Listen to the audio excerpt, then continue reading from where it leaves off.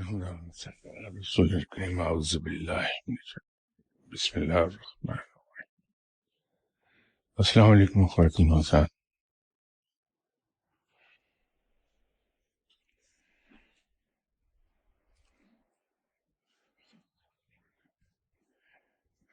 تصوف میں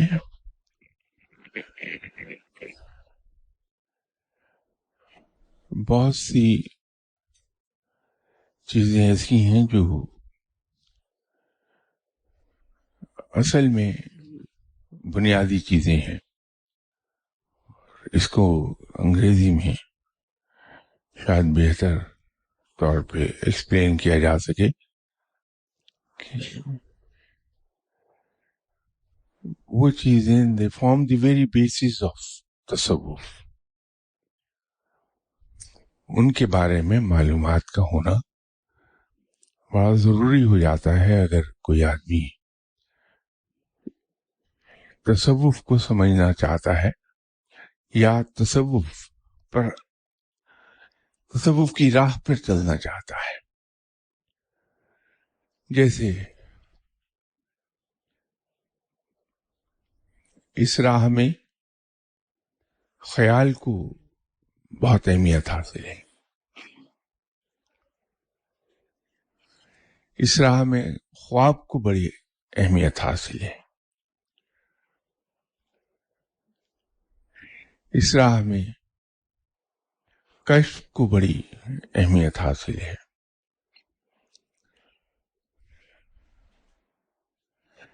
خیال کو اس لیے اتنی اہمیت حاصل ہے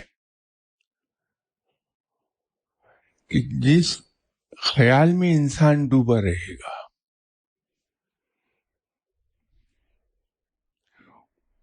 اسی ڈائریکشن میں اس کی اچیومنٹ زیادہ ہو جائیں گی.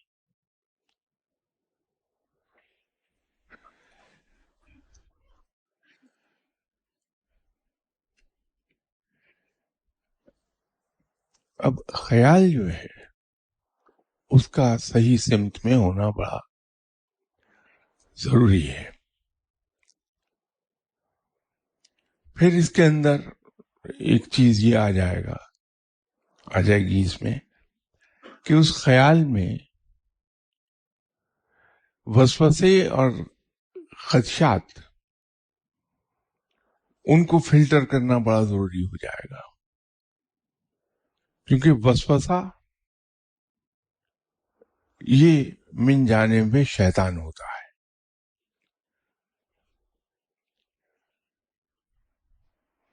اسی طرح خواب ہے.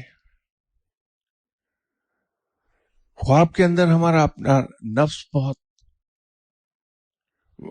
بڑا رول پلے کر لیتا ہے.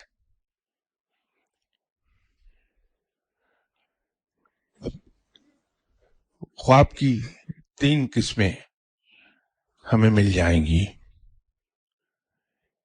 ایک تو وہ خواب ہیں جو سچے ہوتے ہیں اور ان کی تعبیر بالکل اسی طرح سے سامنے آتی ہے جس انداز میں ہم نے خواب دیکھا ہوتا.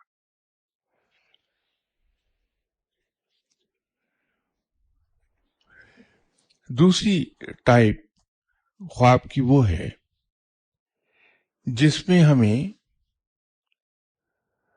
تعبیر کی ضرورت پڑے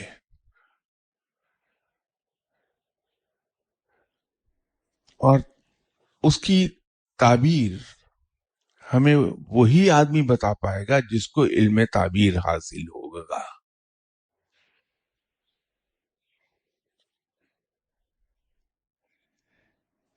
تیسرے خواب وہ ہوتے ہیں جو ہمارے وسوسوں پر بیسڈ ہوتے ہیں یا ہمارا نفس ہمیں دکھا رہا ہوتا ہے.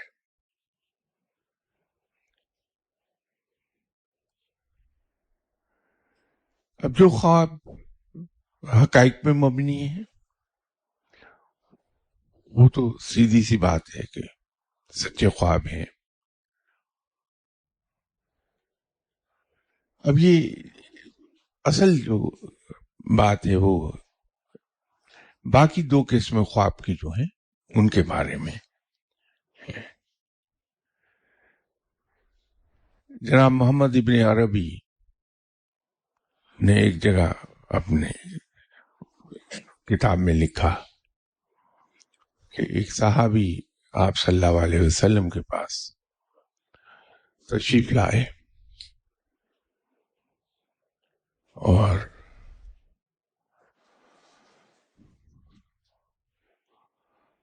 انہوں نے کہا کہ حضور ایک خواب میں نے دیکھا ہے، اور خواب یہ ہے کہ ایک سائبان ہے، شیڈ ہے، اس شیڈ سے شہد اور گھی کی روغن کی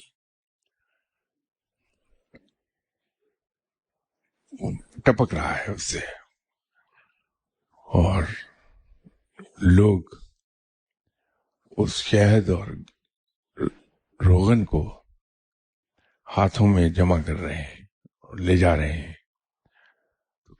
کوئی کم شہد لے جاتا ہے، کوئی زیادہ لے جاتا ہے، کوئی کم روغن لے جاتا ہے، کوئی زیادہ روغن لے جاتا ہے. اور ایک میں نے رسہ دیکھا جو زمین اور آسمان کے درمیان لٹک رہا ہے. آپ صلی اللہ علیہ وسلم کے بارے میں ان صحابی نے فرمایا کہ حضور آپ اس رسے کو پکڑ کے چڑھتے ہیں، آپ کے بعد ایک شخص آتا ہے، وہ چڑھ جاتا ہے اس رسے کو پکڑ کے، دوسرا شخص آتا ہے وہ چڑھ جاتا ہے، تیسرا آتا ہے وہ چڑھ جاتا ہے. جب چوتھا جاتا ہے تو رسہ ٹوٹ جاتا ہے، لیکن پھر اسے جوڑ دیا جاتا ہے اور وہ ساتھ بھی چلے جاتے ہیں اوپر. تو اس کی تعبیر سمجھ نہیں آئی. تو جناب حضرت ابو بکر صدیق رضی اللہ تعالی عنہ تشریف رکھے ہوئے تھے وہیں، تو انہوں نے اجازت مانگی آپ صلی اللہ علیہ وسلم سے کہ اگر آپ اجازت دیں تو اس کی تعبیر میں بیان کر دوں. آپ صلی اللہ علیہ وسلم نے فرمایا کہ ہاں ٹھیک ہے، بیان کر دو تم.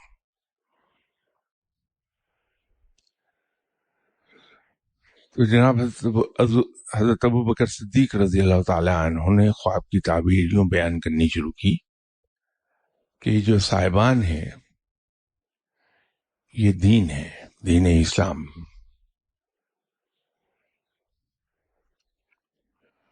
اور اس سے جو شہد اور گھی ٹپک رہا ہے وہ قرآن اور حدیث ہے.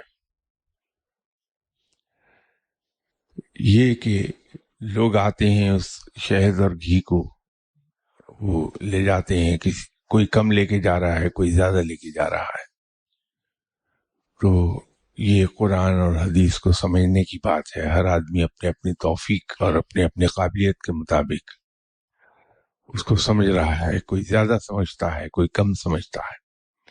تو یہ کم لے جانے اور زیادہ لے جانے کا فرق یہ ہے.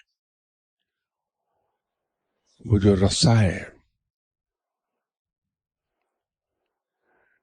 وہ بھی دین کے احکامات ہیں یا دین بذات خود ہے. آپ صلی اللہ علیہ وسلم اس کو پکڑتے ہیں اور اوپر تشریف لے جاتے ہیں. سب جو لوگ ہیں وہ پکڑتے ہیں، لے جاتے ہیں. تو یہ خواب کی اب تعبیر بیان کی انہوں نے. اسی لیے آپ حضرات بہت سے تشریف لاتے ہیں.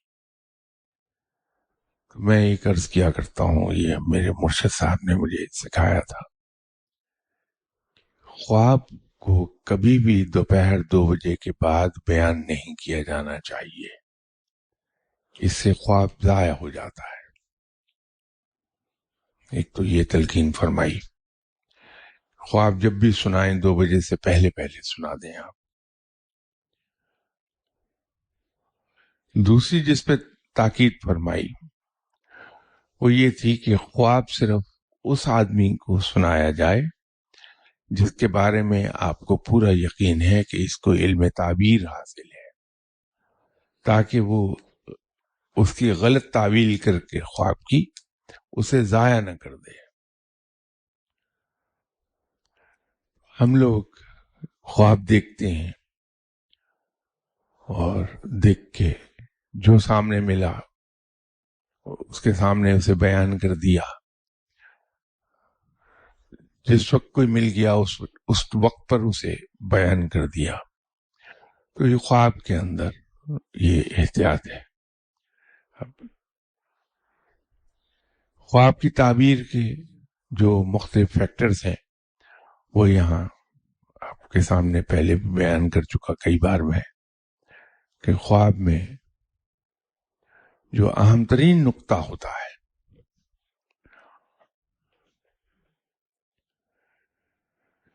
وہ یہ ہوتا ہے کہ خواب دیکھنے والے کی روحانی کیفیت کیا ہے۔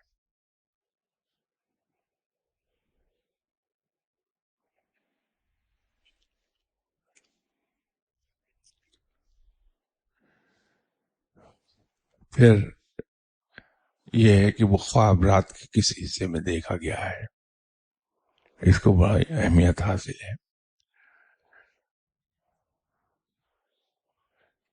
اس میں وقت کے بارے میں تو میں ایک رول آف تھم جسے ہم کہہ سکتے ہیں وہ میں بیان کر سکتا ہوں۔ باقی کہ روحانی کیفیت کیسی ہے وہ مین ٹو مین ویری کر جائے گی، اس کا کچھ کہا نہیں جا سکتا، کہ ہر آدمی کی روحانی کیفیات ایک دوسرے سے مختلف ہوتی ہیں۔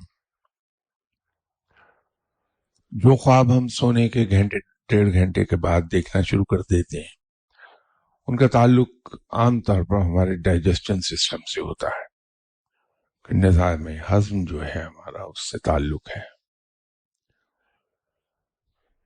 جو ہم خواب تہجد سے ذرا پہلے وقت میں دیکھتے ہیں، رات کے تیسرے پہر میں کہیے آپ، وہ دیکھتے ہیں، ان کا تعلق ہماری اپنی سوچوں سے ہوتا ہے، اپنے ذہن سے ہوتا ہے۔ لیکن وہ خواب جو ہم نماز فجر سے فوراً پہلے دیکھتے ہیں یا نماز فجر پڑھ کے جب ہم سوتے ہیں دوبارہ اس وقت دیکھتے ہیں، وہ سچے خواب ہوتے ہیں۔ عام طور پر ان کی تعبیر وہی نکلتی ہے جو دیکھے ہوتے ہیں۔ اسی طرح کشف کی بات ہے کہ کشف کے اندر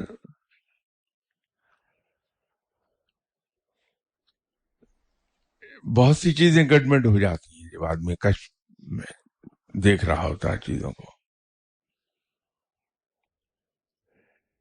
یہ صاحب کشف کا کمال ہے کہ جو چیزیں وہ کشف میں دیکھ رہا ہے ان میں وہ فلٹر کر سکے کہ میرے اپنے ذہن کا خیال اس میں کیا ہے، اس کا دخل اس میں کس حد تک ہے، میری خواہش کا دخل اس میں کس حد تک ہے، اور در حقیقت کشف کا اصلی والا حصہ وہ کیا ہے۔ کیونکہ ہوگا یہ کہ اگر فرض کر لیجئے، میں ایسی ایک ایگزامپل دے رہا ہوں، ایسا ہوتا نہیں ہے کبھی لیکن میں مثال کے طور پہ آپ سے بیان کر دیتا ہوں کہ میرا اپنا کوئی معاملہ ہے یا آپ کا اپنا معاملہ ہے، آپ صاحب کشف ہیں، آپ کشف میں جا کے اسے جب دیکھنے کی کوشش کریں گے بڑی اسٹرانگ پاسبلٹی موجود ہے کہ چونکہ معاملہ اس صاحب کشف کا اپنا ہے، ذاتی ہے، تو جس انداز میں وہ معاملے کو دیکھنا چاہتا ہے وہ معاملہ اس سے ملتی جلتی فارم میں سامنے آ جائے، کیونکہ اس کی خواہش ہے کہ یہ میرا معاملہ اس انداز میں طے ہو جائے، تو وہ اس کے اپنی خواہش اس کے اندر شامل ہو جائے گی. یہ بہت ہی اہم چیز ہے. آپ دعا کران جو آدمی لوگوں کے لیے بیٹھ کے دعا کرتا ہے، کچھ لوگوں کو رب تعالی نے یہ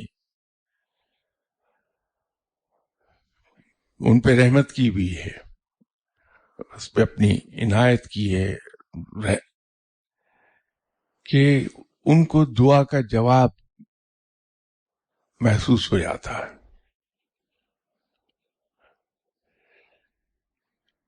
اب وہ بعض اوقات ہوتا ہے خیال کی صورت میں، بعض اوقات کشف کے ذریعے جواب دیکھ لیتے ہیں. وہاں معاملہ یوں ہو جاتا ہے کہ جب میں کسی دعا کرنے والے کے پاس جاتا ہوں تو میری اٹموسٹ ایفرٹ ہوتی ہے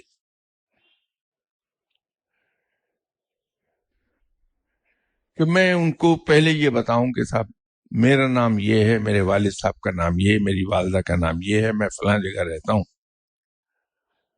اور میں نے پرائمری ایجوکیشن فلاں جگہ سے حاصل کی تھی، ہائی اسکول فلاں جگہ ہوتا تھا، یہ نام تھا، وہاں داخل ہو گیا، وہاں ہمارے ٹیچر ہوتے تھے، بڑے اچھے ہوتے تھے، اللہ ان کو اس کی جزا دے، انہوں نے بہت پڑھایا مجھے.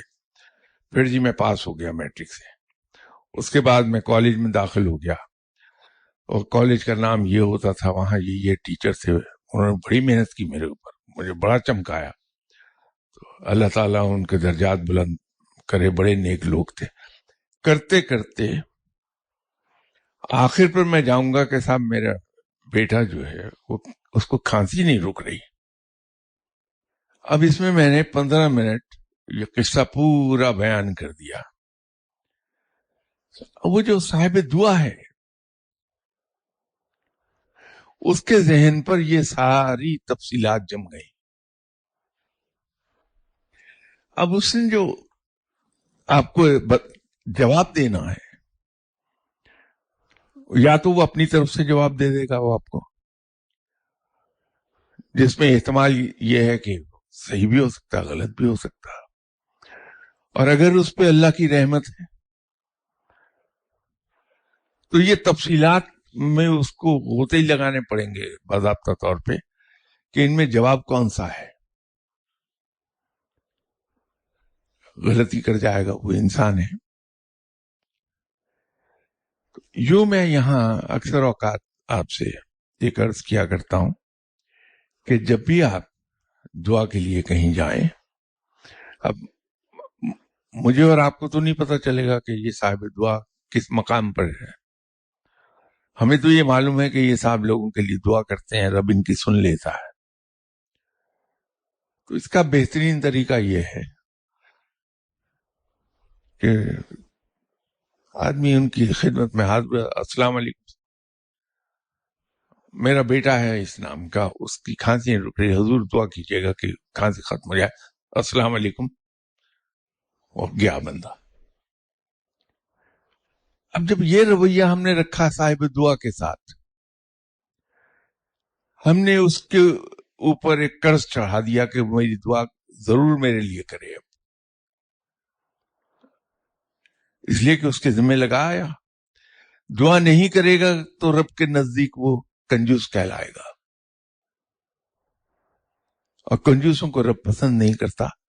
اس لیے وہ صاحب دعا اپنی ضرورت کو دعا کرنے پر مجبور ہو گیا. آپ میرے یہ اس کے ذمہ لگا کے آ گیا. میں نے بات ہی نہیں کوئی کی، کچھ سنا ہی نہیں، رکا ہی نہیں. مزار پہ جاتے ہیں ہم، سلام عرض کیا، فاتحہ پڑھی، اور اس کے بعد حضور مجھے اب اجازت، السلام علیکم، گئے. زیادہ بات ہے وہاں ایک طرف کو ہو کہ لوگوں کو زحمت نہ ہو،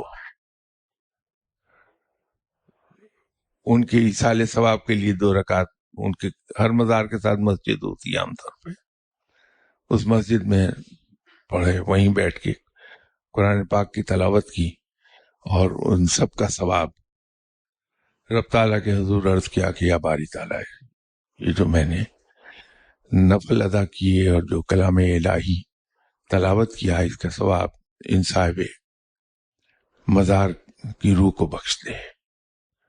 چلے آئے، 1.5 منٹ 2 منٹ کا پروسیس ہوگا، لیکن وہ صاحب مزار آپ کے لیے دعا کرتے رہیں گے، ان کی روح دعا کرتی ہے کہ یا اللہ، جس شخص نے میرے نامہ اعمال میں اس ثواب کا اضافہ کیا ہے، اسے نیکی کی میرے ساتھ، تو بھی اس کے ساتھ رحمت کا معاملہ فرما اور اس پہ رحم فرما دے۔ نتیجہ یہ ہوگا کہ دعا مل گئی آپ کو۔ اس لیے ہم لوگ حیران ہوتے ہیں کہ یار میں وہاں جاتا ہوں، میں تو 6 گھنٹے مراقبہ کرتا ہوں، آج تک کچھ نہیں ملا۔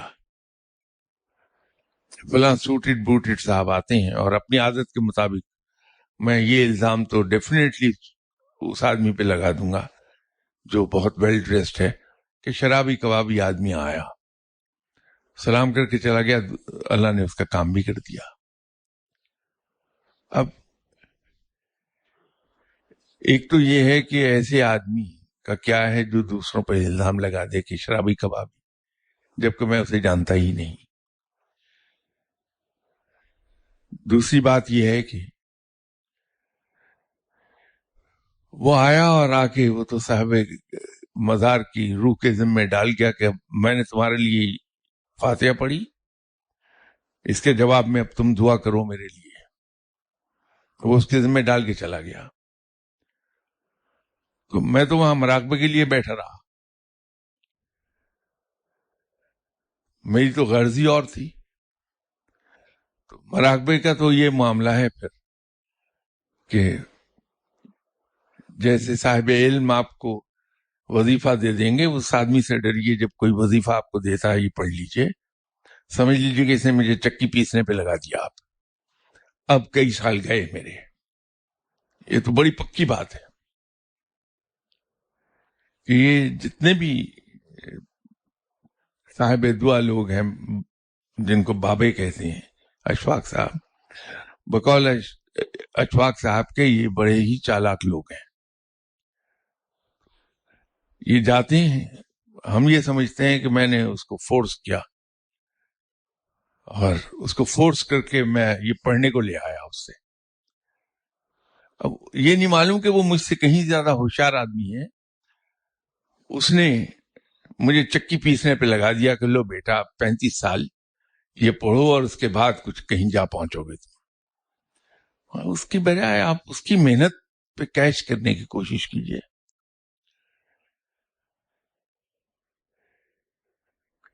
اس کا آسان ترین طریقہ یہ ہے کہ جب ہم کسی صاحب دعا کے پاس جاتے ہیں، کسی فقیر کے پاس جاتے ہیں، تو اس کے ٹھکانے پہ داخل ہوتے ہی آدمی کو احساس ہو جاتا ہے کہ بائی نیچر کیا ہے یہ بندہ۔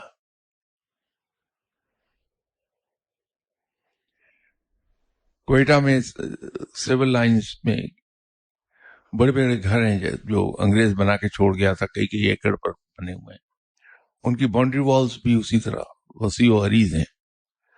تو جناح روڈ کے اینڈ پر، سجاب روڈ جہاں سے شروع ہوتی ہے اس سے ذرا پہلے ایک سڑک اندر جاتی تھی، اس پہ ایک مجذوب بیٹھتے تھے، پرانی بات ہے، میرا خیال ہے 70s کی بات ہے۔ انہیں تپتی بابا کہتے تھے، مجذوب تھے۔ اب وہ بندہ وہیں بیٹھتا تھا تو سردیوں میں برف گرتی رہتی تھی، حتیٰ کہ اس کے ارد گرد برف اس طرح جمع ہو جاتی تھی لگتا تھا برف کے کنویں میں بیٹھا ہوا ہے۔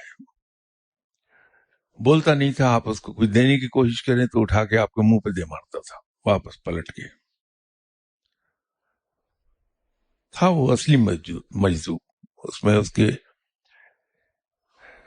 ولی اللہ ہونے میں شک کوئی نہیں تھا، لیکن بجائے سالک ہوتا وہ مجذوبیت کی طرف چلا گیا، تو بیٹھا رہتا تھا۔ میں وہاں ان دنوں اپنے سرکاری معاملات کے سلسلے میں جاتا تھا. بہت لوگ بتاتے تھے یہ سوچ کے کہ شاید شاہ صاحب تپتی بابا کے بارے میں کوئی بات نہیں بتا دیں. تو یہی ہوتا تھا کہ وہ تپتی بابا معلوم نہیں کھاتا پیتا کہاں سے ہے, لیتا ہے نہیں کسی سے, اپنی جگہ سے اٹھ کر جاتے کسی نے اس کو کبھی دیکھا نہیں ہے, وہیں بیٹھتا ہے اور بات بھی کسی سے نہیں کرتا. قصہ یہ ہے کہ وہ آدمی اپنے خیال میں غرق رہتا تھا, رب کے خیال میں گم ہے. اس کو ہر وہ آدمی برا لگتا تھا جو اس سے مخاطب ہوتا تھا, کہ وہ ڈسٹرب ہوتا, اپنے خیال سے باہر نکل آتا. تو نتیجہ یا وہ مارتا تھا یا گالی دے دیتا تھا اور بھگا دیتا تھا بندوں کو.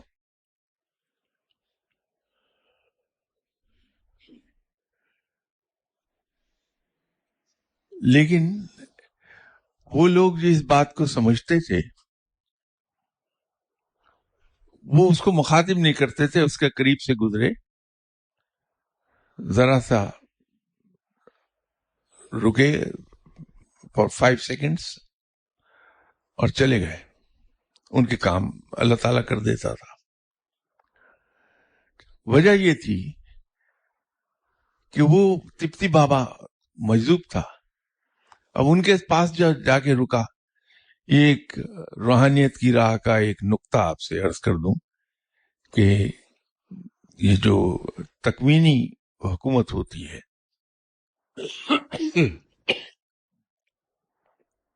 جس کو روحانی حکومت بھی کہتے ہیں, کہ جس میں مختلف حاکم مامور ہوتے ہیں, ہر شہر کا ایک حاکم ہے, پھر ایک ملک کا حاکم, وہ اس ملک کے شہروں کے حاکم اس کے ماتحت بھی آتے ہیں, پھر وہ ملک جس بر اعظم میں ہے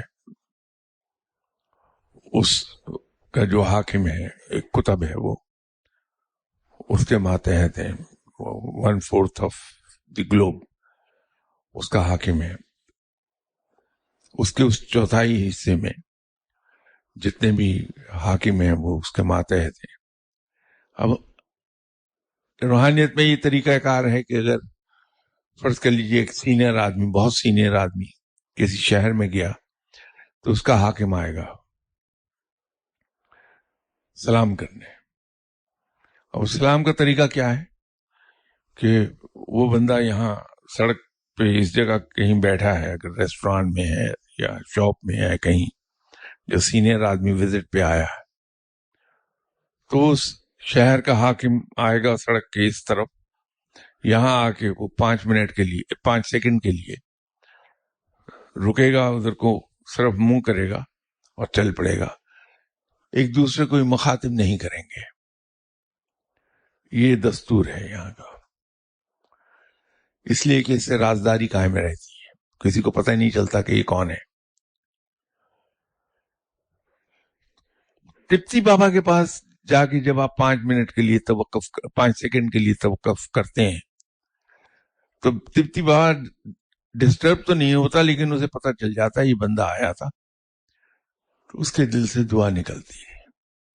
تو یوں ان لوگوں کے کام ہو جاتے تھے. یہ نقطہ کسی کی سمجھ میں نہیں آتا تھا, اور نہ میری سمجھ میں آیا, لیکن میں نے بیان نہیں کیا اس لیے کہ اس کی ضرورت نہیں تھی. تو یہ آج آپ کے سامنے, کیونکہ ایک سلسلہ چلا ہے تو میں عرض کر رہا ہوں. تو ضروری یہ ہوتا ہے کہ جس فقیر کے پاس دعا کرانے آپ جا رہے ہیں اس کی نیچر کو سمجھیے,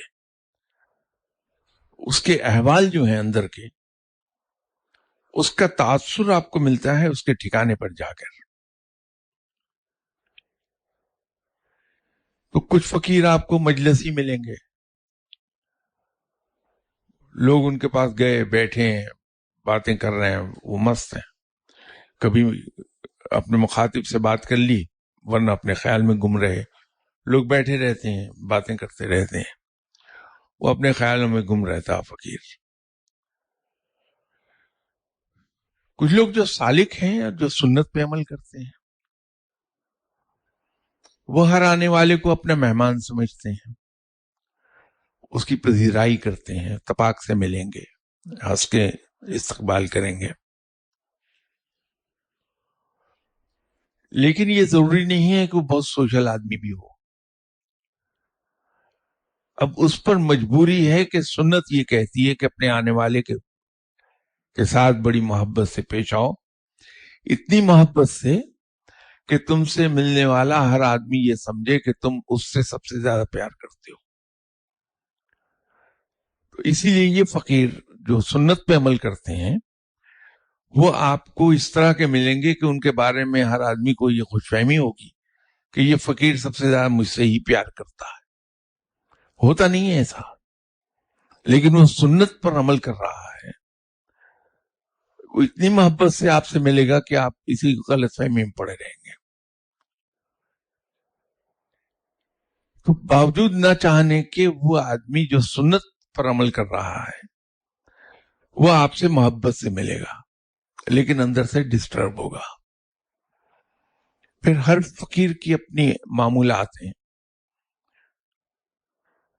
اس کو عبادت کرنی ہے. اگر وہ سنت پر چلنے والا فقیر ہے، اس کی ایک فیملی لائف ہے، اس کی روزگار سے منسلک بھی ایک لائف ہے، چاہے وہ نوکری کا ہو یا کاروبار کا.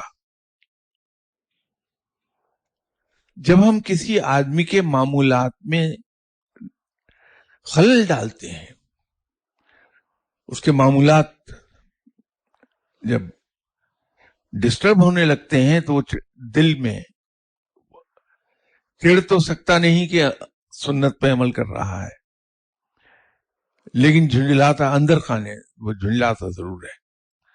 اور اگر فقیر جھنجھلانے لگ گیا کسی سے تو پھر وہ معاملہ خراب ہو جائے گا، پھر مشکل ہو جاتی ہے. جہاں بھی آدمی جائے اس کے ٹھکانے پر جا کے احساس ہو جاتا ہے کہ یہ فقیر، اس کی نیچر میں کیا ہے. تو اس کی نیچر کے مطابق پھر بہیو کیجیے. تو مجلسی بظاہر دکھائی دے، اندر سے ہو سکتا ہے بہت ہی تنہائی پسند شخص ہو وہ، لیکن وہ مجبور ہے کہ سنت یہ کہتی ہے کہ اپنے پاس آنے والے کو بڑی خوش دلی سے ملنا ہے تم نے. تو ایسے آدمی سے دور رہنا بہتر. کچھ لوگ ہوتے ہیں وہ ویلکم تو کرتے ہیں خلق خدا کو اور سچے دل سے، خلوص دل سے کرتے ہیں، لیکن چونکہ خود وہ مختصر بات کرنے کے عادی ہوتے ہیں، اپنے پاس آنے والے سے توقع رکھتے ہیں کہ وہ بجائے پورا جملہ ادا کرنے کے ایک کوارٹر آف اے سینٹینس میں بات کر کے چلا جائے بندہ. ان لوگوں سے فائدہ بڑی جلدی اٹھاتا ہے بندہ. تو اگر ہم یہ سمجھ گئے کہ یہ بندہ کیسا ہے تو اس کا ایک آسان سا نسخہ ہے جو میں نے یہاں ایک دو بار پہلے بھی عرض کیا کہ اس کے پاس گئے، دروازہ کھولا، السلام علیکم سر مجھے اجازت، السلام علیکم، گیا. اب وہ بندہ کرے گا کیا؟ ایک تو آپ کے لیے دعا از خود کرے گا، اور دعا عام طور پہ یہ ہوتی ہے جو کرتا ہے کہ یا اللہ تیرا یہ بندہ جو خواہش لے کے آیا تھا تو مہربانی فرما اس کی خواہش پوری کر دے. اب چونکہ آپ کی غیر موجودگی میں اس نے دعا کی ہے تو جو دعا ہم غیر موجود لوگوں کے لیے کرتے ہیں وہ جلدی قبول ہوتی ہے، اور اس سے بھی جلدی دعا وہ قبول ہوتی ہے جو ہم اپنے دشمن کے لیے کرتے ہیں. تو دشمن کو تو معلوم نہیں کچھ ملتا ہے یا نہیں ملتا، لیکن وہی انعام خود دعا کرنے والے کو اللہ ضرور عطا کر دیتا ہے.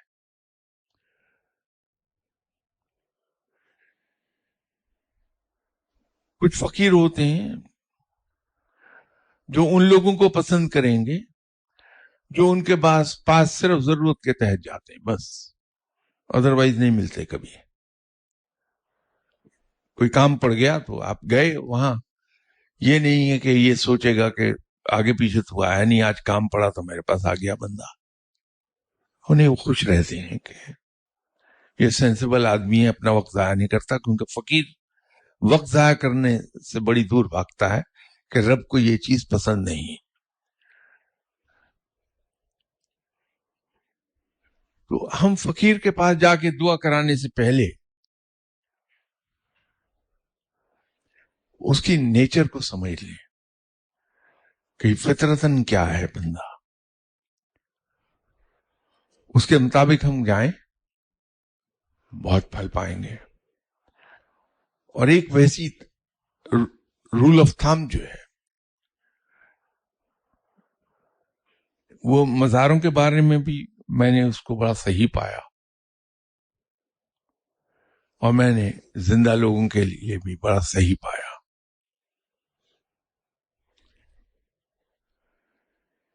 وہ یہ ہے کہ ہم اپنے ذہن میں ایک چیز کو رکھیں،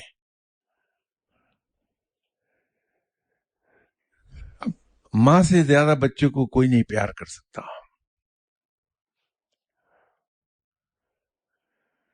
آپ اپنے گھر میں دیکھیے کہ آپ کا بچہ اگر اپنی والدہ سے ایک سوال کرتا ہے تو بڑی خوش دلی سے، بڑے جذبے اور محبت کے ساتھ اس سوال کا جواب دے دے گی آپ کی وائف. دوسرا سوال کرے گا، وہ بڑی دل جمعی سے جواب دیں گی. چوتھے پانچویں سوال تک جاتے جاتے وہ بڑی بے توجہی سے اور بے دلی سے جواب دینا شروع کر دیں گے. اور چھٹے ساتویں سوال پر شاید وہ ڈانٹ دیں گے، کیا تم بات کیے جا رہا ہو، آرام سے بیٹھو. اس کے بعد بھی بچہ نہیں سوال کرنے سے باز آئے تو تھپڑ پڑ جاتا ہے. ماں ہے جو بچے سے بے پناہ پیار کرتی ہے. جب ہم کسی فقیر کے پاس جاتے ہیں، میرا کام ویسے یہی ہے جو میں کرتا ہوں کہ میں عام طور پر فل اسکیپ پیپر ہوتا ہے میرے پاس، اس کے اوپر میں نے نمبر ڈالے ہوتے ہیں، 1 2 3 4 5 6 7 10، جتنی لائنیں ہیں اتنے نمبر آ جاتے ہیں، 20 21. اور اس میں اندر گیا، السلام علیکم، فاتحہ پڑھی، اے صاحب مزار میرے لیے اللہ کے حضور دعا فرما دیجئے، دعا نمبر یہ، دعا نمبر 2 یہ، دعا نمبر 3 یہ. اب میں یہ بھول جاتا ہوں کہ وہ میری تو والدہ نہیں اتنے سوال کے جواب کبھی دیں گی مجھے. وہ 6 7 میں سوال تک پہنچتے پہنچتے ایک تھپڑ لگ جائے گا. تو یہ کوئی دعا کرنے کی مشین تو ہے نہیں کہ کمپیوٹر کی طرح بٹن دبایا دعا کا جواب آ گیا، بٹن دبایا دعا کا جواب آ گیا. دعا جب آدمی کر رہا ہے کوئی آپ کے لیے فقیر، تو اس کے اندر اس کا ذوق و شوق جس سے وہ آپ کے لیے دعا کر رہا ہے، اس کا جذبہ جس جذبے سے اس نے آپ کے لیے دعا کی،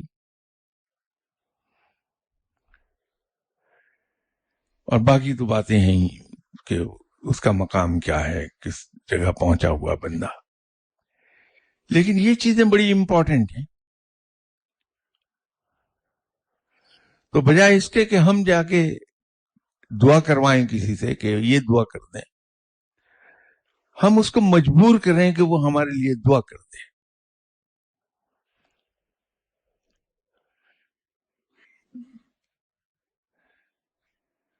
ایک آدمی ہے جو آپ کے پاس آتا ہے، آگے آپ کو روز سلام کرتا، السلام علیکم، وعلیکم السلام، کہو کیسے آئے، ادھر 10 روپے تو دیجیے گا. ایک بار دے دیں گے، اگلے دن دے دیں گے، اس سے اگلے دن دے دیں گے. 8ویں 10ویں دن آپ کے ذہن میں یہ خیال آنا شروع ہوگا کہ اس نے کیا مذاق بنایا ہوا ہے، یہ صرف مجھ سے پیسے لینے کے لیے آتا ہے.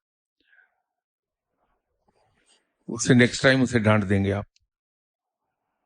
اس کے برعکس ایک آدمی ہے جو آتا ہے اور دور سے کہتا ہے جی السلام علیکم، چل دیتا ہے. تو 5-6 بار جب وہ آپ کو سلام کرنے آتا ہے تو آپ مجبور ہو جائیں گے کہ اس کو روکیں کہ 1 منٹ سنیں. آپ روز آتے ہیں سلام کرنے، کیا کوئی کام ہے مجھ سے؟ کہ نہیں صاحب مجھے کوئی کام نہیں، میں تو صرف اپنی محبت کا مارا آپ کو سلام کرنے چلا آتا ہوں، تو بس سلام کرنا مقصد ہے، میں جا رہا ہوں. چلا گیا. اس کے بعد 2-4 دن کے بعد آپ ملازموں کو بلا کے کہتے ہیں کہ یہ آدمی ہے، اس کا خیال رکھنا ہے، اس کو کوئی کام ہو تو کر دیا کرو اس کو. اب دیکھیے دونوں میں فرق کیا ہے.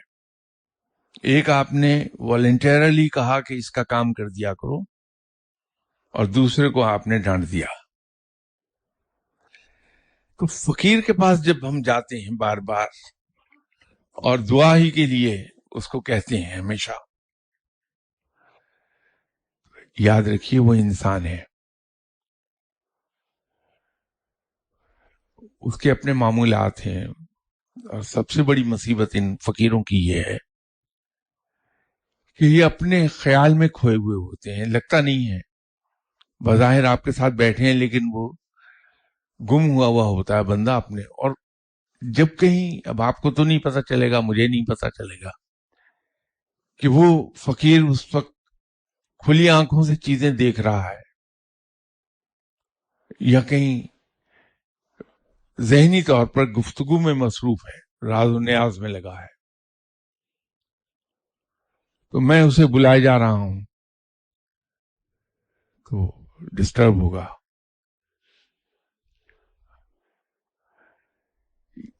یہ احتیاط اگر ہم کر لیں فقیر کے ساتھ، بہت کچھ پا لیتا ہے. یہ تپتی بابا جس کے میں نے بات کی، ماشاء اللہ کے فوراً بعد کی بات ہے، تو ایک ٹیم کے ساتھ ایز ایکسپرٹ مجھے اٹیچ کیا ہوا تھا انہوں نے. تو معاملات کچھ بہت بڑے آدمی کے تھے. انویسٹیگیٹ کرنے والے لوگ بھی سارے گھبرا رہے تھے. ان کی کوشش یہ تھی کہ میں اکیلا ہی دستخط کر دوں اس رپورٹ پر. میرے ذہن میں بھی نہیں تھا کچھ.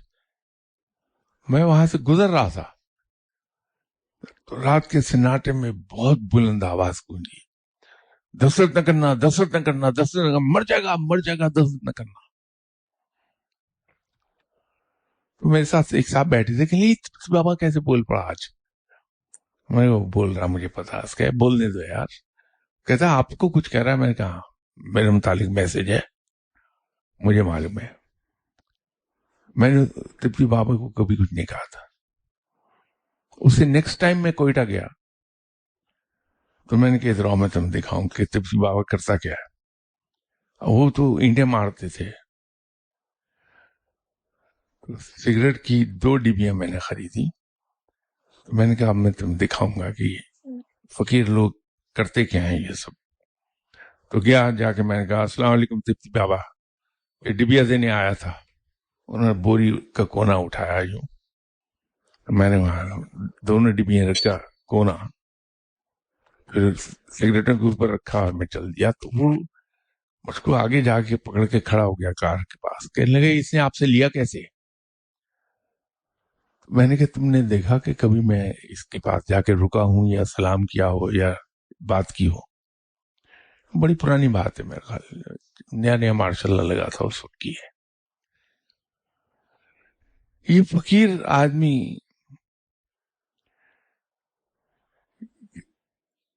اسی طرح مرشد کو ہم استعمال کرتے ہیں 2 طریقے سے.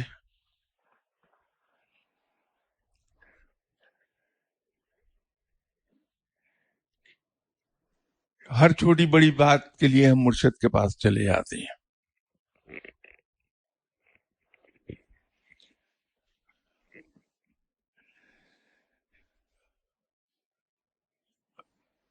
غلط ہے.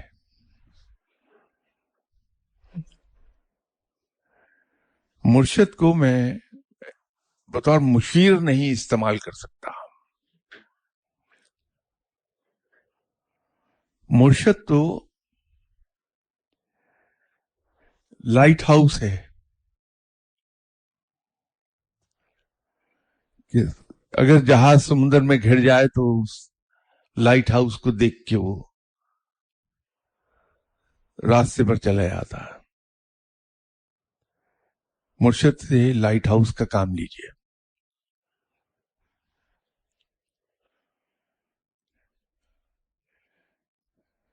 مرشد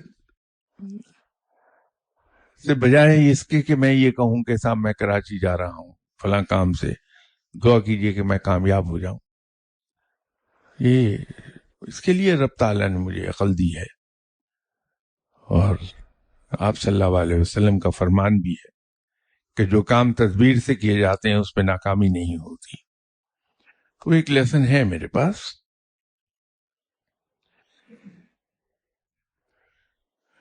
مرشد کا استعمال تو میرے لیے یہ ہے کہ جہاں میری عقل جواب دے جائے، جہاں راستہ نظر نہ آئے مجھے، وہاں میں گائیڈنس لے لوں مرشد سے.